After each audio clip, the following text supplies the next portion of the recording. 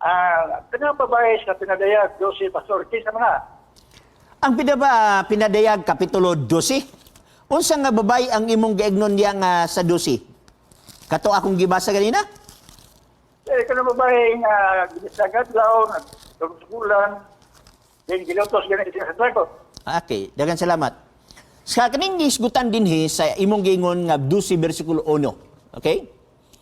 Og sa kani kalangitan dihay nagpakita nga usa ka dakong tilimad-on, usa ka babae nagbistig adlaw, ang bulan diha ubos sa iyang mga tiil og sa iyang ulo, dihay usa ka purong-purong sa mga bituon napulog duha ka buok. Now, ang atong tubag nini dili kini literal. Kay kini magud nga issue gihimong literal sa Roman Catholic, mga Catholic faith defender. Ang matud pa nila mao kuno ni si Virgin Mary. Okay? Now, sa mga Catholic faith defender kung imong matabo now, dili ni siya literal. Nganong dili literal? Atong bason sa pagbalik. Og sa kalangitan dihay nagpakita nga usa ka dakong babae nga nagbistig adlaw. Kung literal ni, mabisti ba nimo ang adlaw? Masunog ka kung magbistig kag adlaw. Okay? So, wala say punto dinis balang kasulatan nga ang mga matarong tao nagbisti og adlaw. So, usa kini ka gitawag natog simbolik. Sunod, ang bulan diha ubos sa iyang mga tiil ug ang iyang ulo dihay usa ka purong-purong sa mga bituon nga napulog duha ka buok. So imo makita, dili sa di siya literal. Nga naman, sinang ka, ang bulan naa sa iyang tiil, unya na purong-purong siya sa gitawag dusik ka mga bituon. Now, kung magpurong-purong kag bituon, sayo na ka-istoryahon ng bituon, pero sukda ang bituon.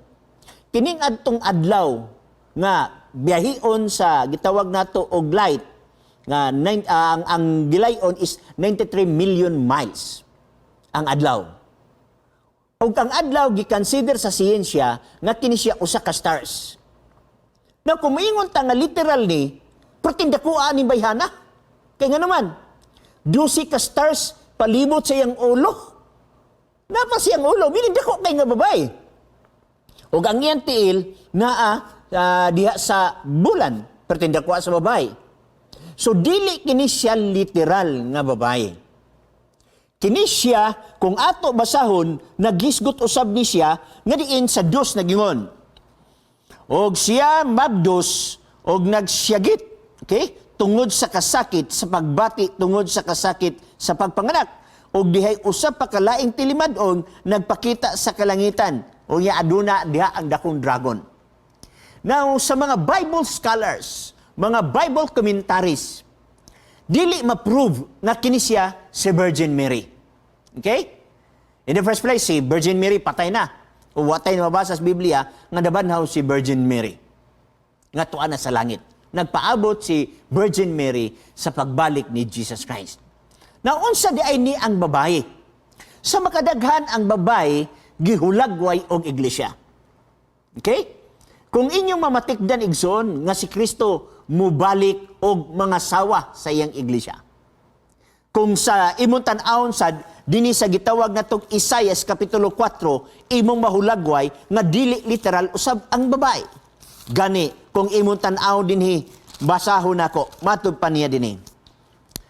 Og sa 7 ka babay mupugong sa usa ka lalaki niadtong adlaw nga magaingon, magakaon kami sa among kaugalingong tinapay o magasulob kami sa among kaugalingong bisti, hinganli lamang kami sa imong ngalan. Dili mahulog og literal. Okay, next question exon.